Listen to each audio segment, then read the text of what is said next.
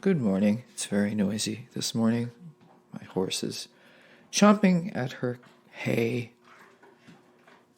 Isn't that nice? We have the Queen of Swords, we have the Nine of Cups, and we have the Two of Wands, all reversed for the 30th of April and the 1st of May, 1922. Happy New Moon Partial Eclipse Day, which is exactly what this reading looks like, I've decided. I'm no astrologer, but when I do dive into it and stand back and look at the patterns and movements, it's fascinating, especially associated with the tarot. We have minor arcana today, the daily life cards, although the Queen of Swords in the reverse would lop your head off for calling her minor. Were this spread in the upright, which it will be, as it is the nature of the world and the Wheel of Fortune to turn, we would be making big plans, partnerships, communications, business negotiations. I'm very excited to have finally just ordered The After Tarot by Pietro Aligo and Julia F. Masaglia. I have no idea.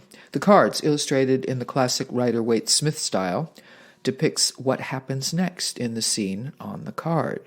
The Two of Wands are fire. Leo, Sagittarius, Aries usually shows a human assumed to be a business person of some kind. The suit of fire is the career suit.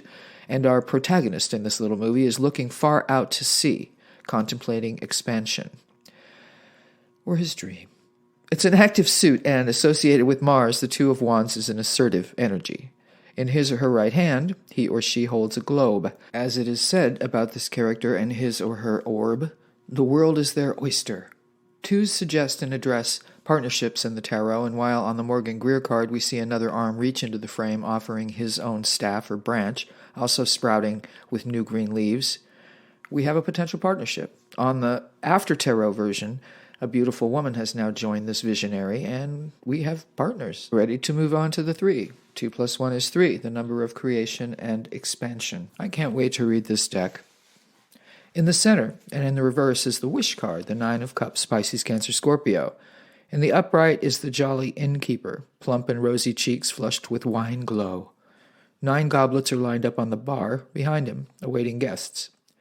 He or she is often a restaurateur, hotelier, or just a happy host. It's a card of comfort and luxury, and although in the reverse it can mean the darker side of self-indulgence, were this card in the upright, we would be satisfied, successful, and hopefully generous and humble.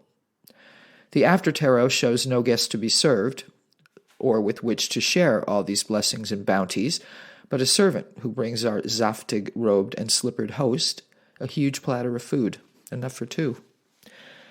The Queen of Swords, Gemini, Libra, Aquarius, is the intellectual queen, male or female. She's done the research, analyzed the analysis, assessed the situation and the data, and her advice may very well be to pay attention to the upcoming Mercury retrograde period, which is from May 10th to June 2nd.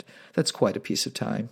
And one of the more well-known don'ts of a Mercury retrograde is in regard to new alliances, partnerships, contracts, or commitments. This is simply delay. Annoying, but well worth considering. The Two of Wands reversed suggest interruptions in communications or misunderstandings, and we rarely see the Queen of Swords reversed.